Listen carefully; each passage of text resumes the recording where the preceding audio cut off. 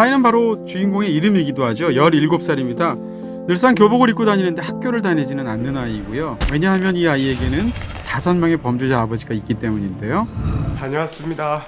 아들 오늘도 고생했네. 오는 길에 별일 없었지? 네 아빠.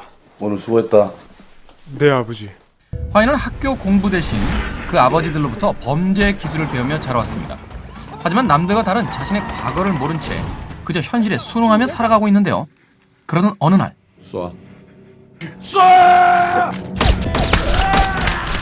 범죄 현장에 투입된 화이는 숨겨졌던 출생의 비밀과 마주하게 되고 자신의 인생을 송두리째 바꿔놓은 범죄자 아버지들에게 복수를 벌이기 시작합니다.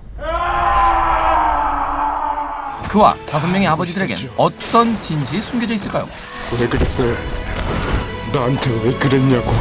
영화 화이, 괴물을 삼킨 아이입니다. 자, 제 옆에는 영화 화이, 괴물을 삼킨 아이의 장준환 감독님 나와 계십니다. 안녕하십니까? 안녕하세요. 안녕하세요. 안녕하세요. 네, 반갑습니다. 제일 첫 질문으로 감독님들은 영화 안 만드실 땐 뭐 하세요? 처음부터. 영화를 준비하죠. 네.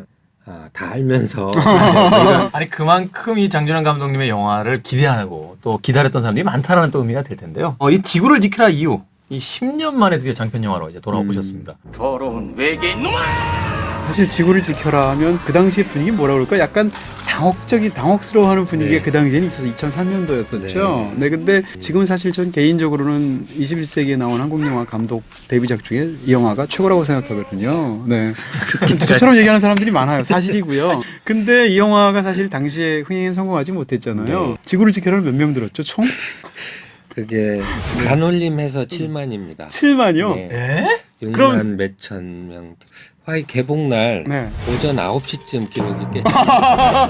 당일날 오전에 네. 깨졌군요. 네.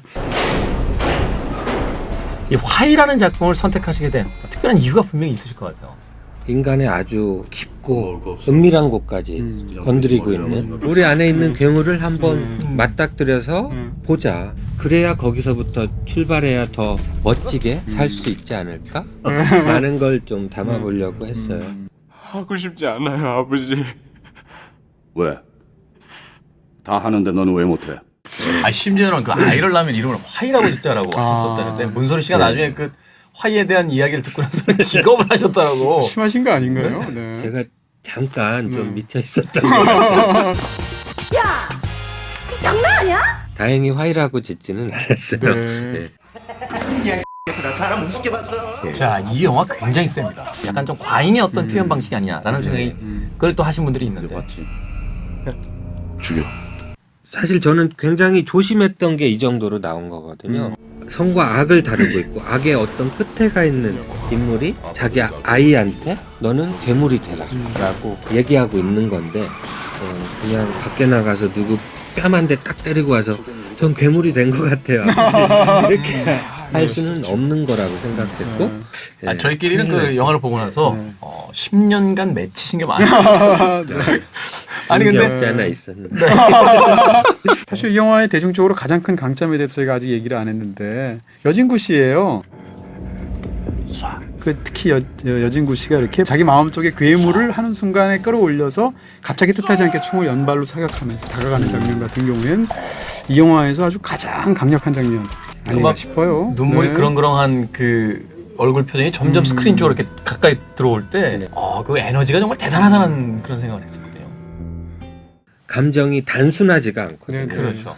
분노와 슬픔과 연민과 배우가 이걸 진짜 할 수 있는 건가라는 사실은 의문이 많이 있었는데 네. 아 진짜 다행인 것 같아요. 김인석 씨도 참 감탄스럽다는 얘기를 잠깐 하고 싶은데 영화를 네. 보시면 많은 사람들이 저도 그랬었고 황해의 면가라는 인물을 떠올리게 되는데 이 새끼들 쥐 같은 거 하나 못 잡아서 이 난시야. 근데 황해의 면가라는 인물은 어떻게 보면 완전히 대상화된 악이에요. 네, 네. 그래서 바늘 하나 찔러 들어도 들어갈 구멍이 없는 것 같은 그런 캐릭터인데 비슷해 보이지만 이 영화의 석태는 굉장히 다른 것 같거든요. 그러니까 석태는 어떻게 보면 이 인물이 너무 악하지만 사실은 그 악한 게 약해서 악한 것 같아요. 밥 먹자. 황해의 면가는 그냥 엄마 뱃속에서 그렇게 나오신 분 같아요.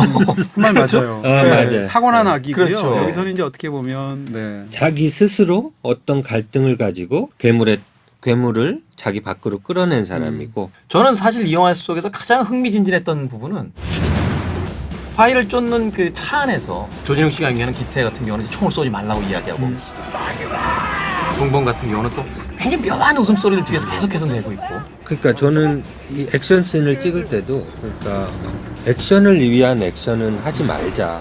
카트레이싱 장면이 진행되면서 캐릭터가 드러나고 특히 김성균 씨가 맡은 동범 같은 역할은 거기서 캐릭터가 더 막 확 피어오르는 느낌이 있거든요.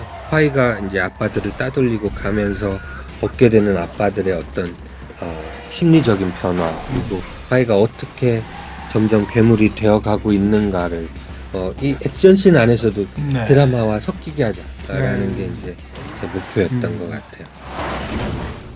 저는 이 영화를 보면서 인물들이 다 파국을 스스로 용인하는 것 같은 느낌이 있는 거예요. 네. 스스로 이제 받아들이는 느낌이 있거든요.